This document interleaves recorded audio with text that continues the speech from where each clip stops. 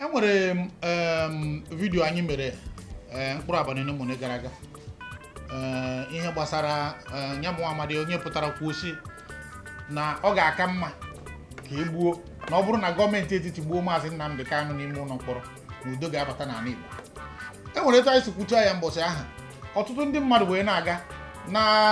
nsogbu wee na ha ada na comment section iruo onye ọbụla ebu na enwere nke ruru mụnwa wee jiri aka m wepụsisie ụfọdụ kọmentị ndị mmadụ maka na ọ bịara dawa ka ihe ndị ara dịka anyị na-eme ka unu mata ihe a bụ Ugwumba na program nke a kpọrọ ime obi.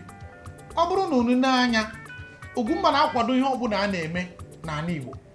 Anyị na-agba mbọ n'ime obi a iwepụta echiche obi anyị etu anyị si kwenye na ọ ga-adịrị Igbo mma. Mana ọ bụrụ na nkwu uche m ịpụta bịa takasịwa m ọ dịzị ka a ga-asị na ọgụ a kwụrụ m ụgwọ njiga skuul maọbụ na ọgụ a bunyere m ndị mgbe m na-aga ọtakara ejighị ihe mara ndị Igbo ọ kachasị na mgbe izizi rukwa ma kịta ọ na-abụghị ka mgbe ụmụaka bịaziri mewezie ihe na anyị nọkọta ị na-abara nwoke ibe gị mba ka a ga-asị na ọgụ a na-enye nri ebe a makwara na ala Igbo na ihe eji mara ndị Igbo bụ onye ọbụla kwuo uche ọ dịghị mma ọ dịghị njọ ekwuo na m ya dịka okenye na ọ bụrụ na ị ga-ekwarị ntị na ị ga-esi na ya bụ ihe ahụ ọ na-ekwu ichere na ọ baha uru wee mụta ihe. Anyị chọrọ iweta agba nke abụọ maka na mgbe anyị nechara anya etu ndị mmadụ si na-ekwu okwu n'ihe na wee sị ka anyị tinye ya ọnụ kọwakwuo ebe anyị kwụ dịka ndị ime obi dịka Ugwumba dịka ndị Igbo anyị bụ maka na enweghị onye Igbo karịa ibe nnọọ n'oge ime obi nke ụbọchị tata. Ebetike nnọọ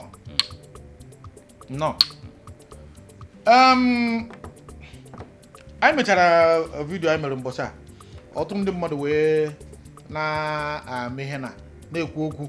Ụfọdụ sisi kpụta epetike ka egbuo, ụfọdụ sisi na-ede ebe o si ga-echebiri ya n'ụzọ dojie ya ụkwụ, ụfọdụ sisi ime nke a, ụfọdụ si na a ga-akwụsị ige ihe anyị na-ekwu na chanel a bụ ihe yes anyị ma bụ na ọ ga-adị etu ahụ ma a na-ekwe mana egwu ada atụ n'afọ wee buru ụzọ agwụsị ka anyị tinye ya ọnụ. Nke mbụ bụ na anyị ga-ekiri vidio a. If any of them had apprehended one Fulani person today, they should bring the person. It doesn't really make sense now. You are agitating for Biafra, you are killing the people. I know a lot of several people that have been killed. We know the Biafra history. So everything you see in these communities today were built from scratch by people suffer and sweat.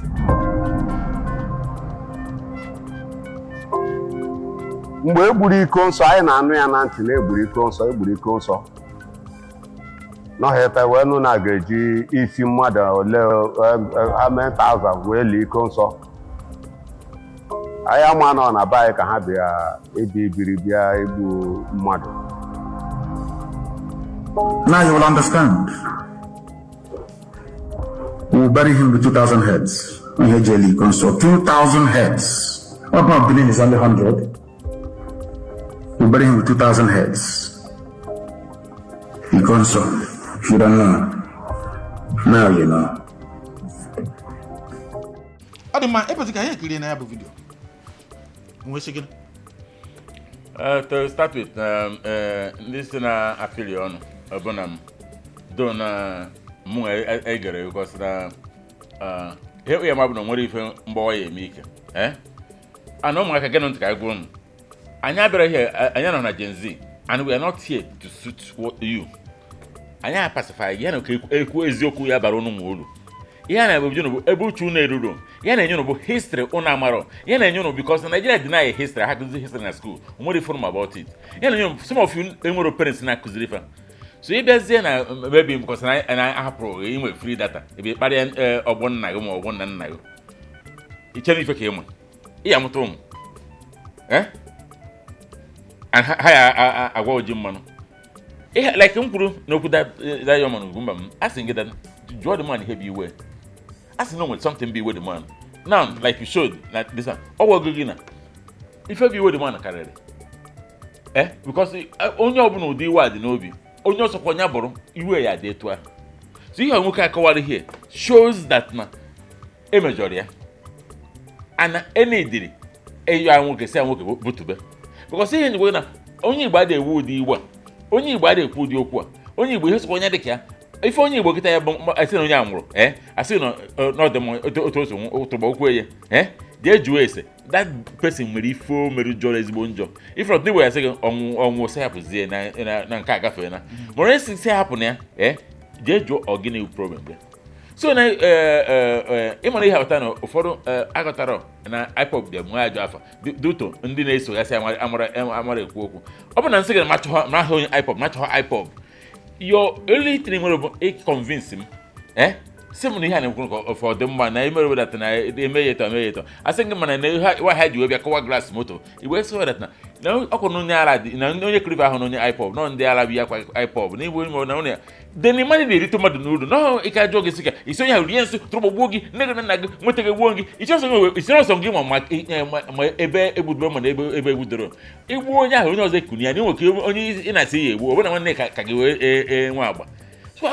unu emezina na unu drive people away inye unu sympathy a na-eme onwe point mmadụ reziri i were a good point also sotie ọ bụ na asị gị datana na ife unu madụrọ mma iji onye gịnị ka o mere ọkọwarị gị ịkọwarị ya rizin unu ji eme ọkọwa gị rizin etu ọzọ esi wee mee ihe na-abụ a na-egwu nkịta na ibe a na-eme a na-amụta a na-eme a na-amụta anụmụ one thing again Ugwumba unu channel TV like I said una ha tie ego na omo na sponsor which I be do na advert tigo na no na advert ka we na place in Ugwumba so omo na sponsor mana ihe jo mara botata if I na-eme ha bụ ka ebe correct so many bad things ndị Yoruba nwere praise ọkankụ ndị Hausa nwere ọkankụ every other tribe so ndị Igbo dị nwere na asụfa ndị nwe na nke anyị bụ content creators ma ọ bụ ndị iweta ego ekwiri gị ndị iweta ego ekwiri gị onwebeghị ndị na-eme research na-eme ife anyị na-eme ife anyị ụnụ dị na-eme ya bụ ụnọ na sị ndị anyị ụnụ na-anwa jisi na ike ọ bụrụ nọ data tiri fasi owu na data not oge ọbụla ikwuche ebe na comment section asị ka gị na onye asị ọgbọ gị nyichere na ịpụtara egwuregwu ụmụaka ife anyị bịa ha bụ ka a kụzie elu gị ife marọ nke dịrị ka anyị jụọ ajụjụ ọ bụrụ na ịpụta ịgbọtọsị ọnụ na okwere ga-ekwu ebe na free data ọ dị very simple o nwere ife ya ekwu aba na ọ ga-blọkọ gị yes ịgọra chanel mana den mụtaba ihe ichere ịmụta o nwere ihe chọọ ka ịmụta ihe a na-eme gị bụ ka ọ bara gị baala onye ọbụla bara ndị ya mụta maka ihe ịmụta ka ya kụziri ụmụ gị maka ọ bụ na ịmụtara ịma nkụziri ụmụ gị datin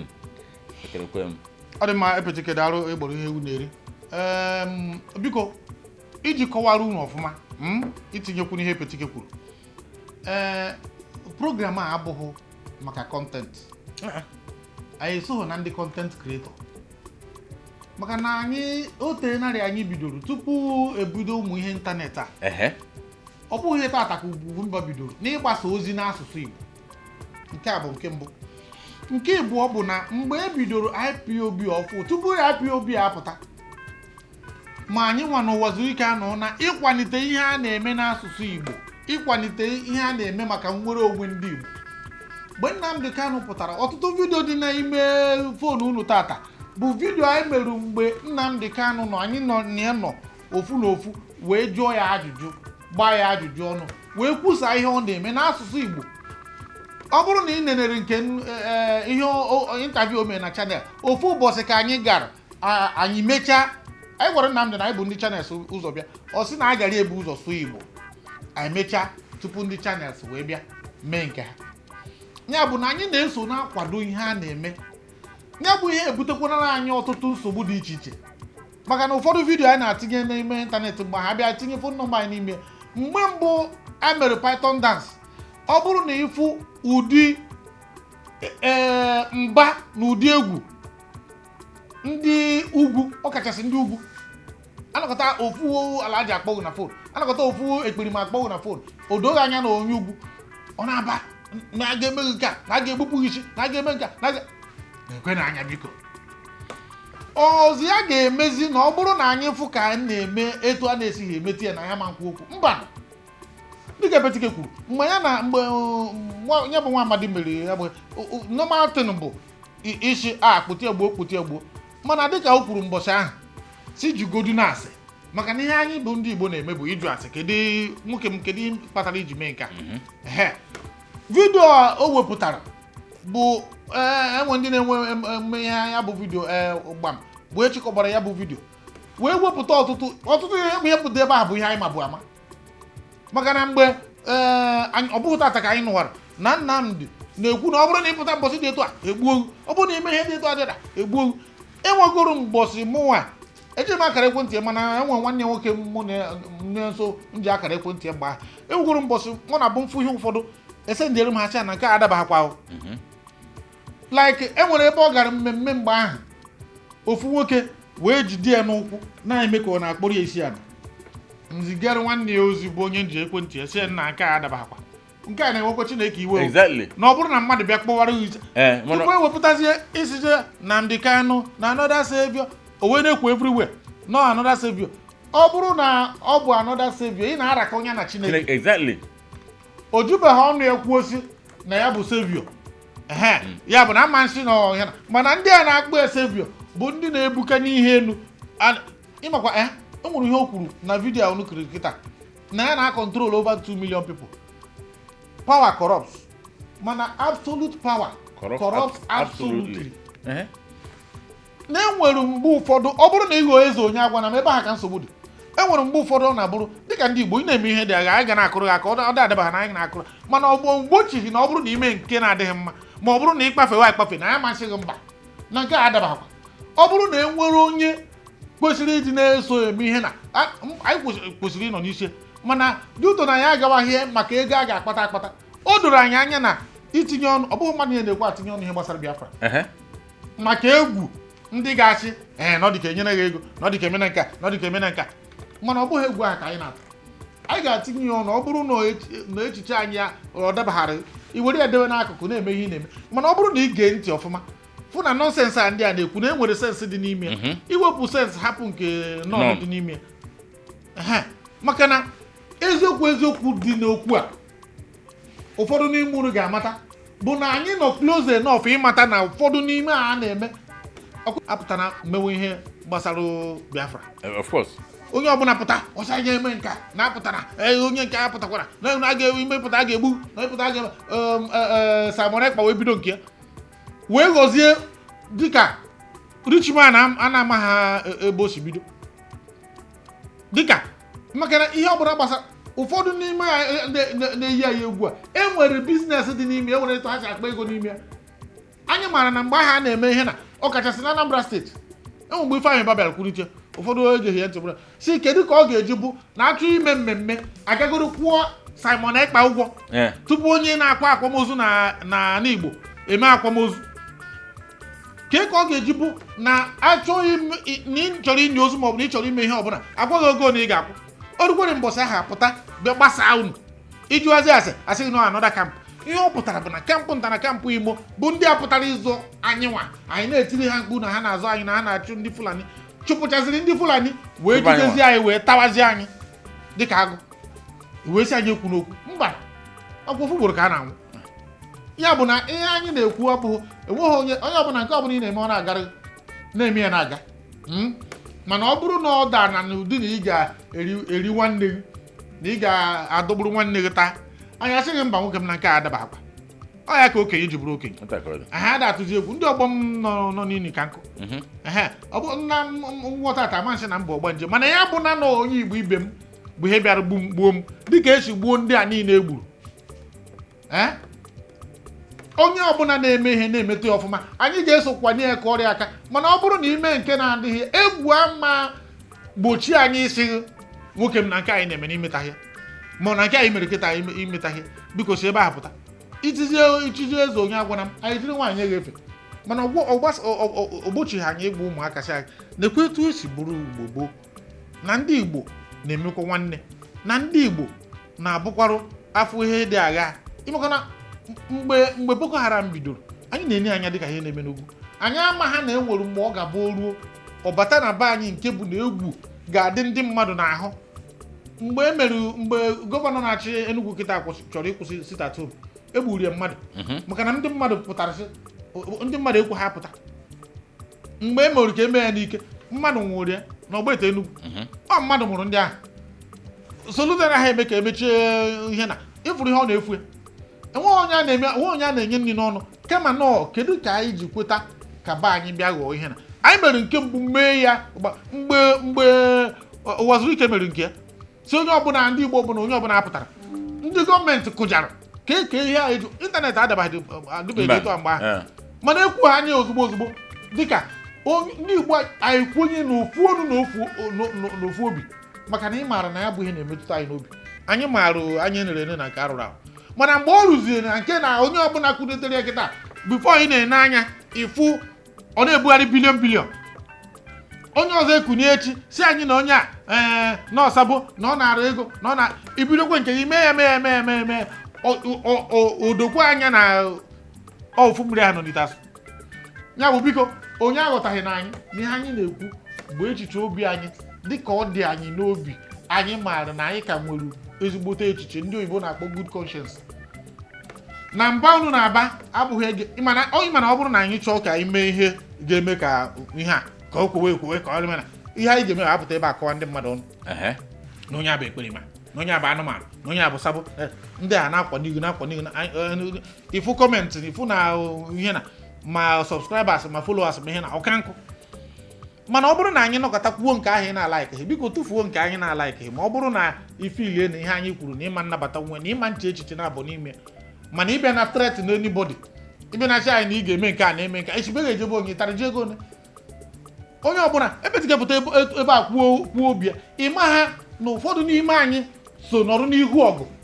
ọ kachasị mgbe ya bụ ọgụ bidoro nọrọ ọfụma mana anyị achọghị ịpụta dịka opposition kama na ihe anyị ga-apụta na-eme bụ nna unu metakwa ya etu ahụ na unu mere ya etu a na ọ ga-aka mma ebe a ka okwu anyị gadebere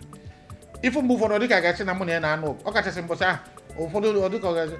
ụfọdụ n'ime anyị maara eziokwu mana anyị chọrọ iji nwayọọ wepụta ya bụ ihe ka ọ baa ndị mmadụ na ntị mana ihe ị na-ama mme bụ biko abịa na-adọ anyị aka na ntị na ị ga-emeghị nka na a ga-emeghị nka na a ga-emeghị nka esibe ga-ejebe onye nwoke m mechie ọnụ my friend na gịnị mere biko like on ka ọ na-ekwe ka nụrụ ya any of you ya bịa threaten me again onwe command like ife yeso ife anyị bịara abụrụ play zone ife anyị bịara abụrụ destabilize zone ife anyị bịara abụrụ maka onye nwere ọgụgụ isi ihe anyị bịara ọgụ ife ya dara anyị n'Igbo mma anyị abịa anụ help anyị abịara n'ụlọ ego anyị abịara so n'otu ego na ihe na-abịa bụ ka a tụọ ọrụ n'otu uche most of you eluho diọkpara m most of you eluho ụmụ m ndị nwaanyị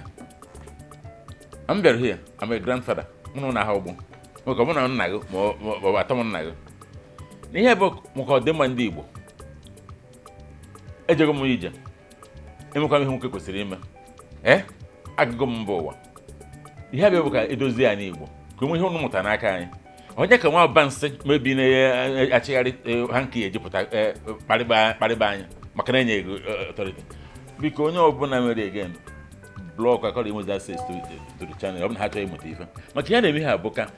ụmụaka na-amụta ife ka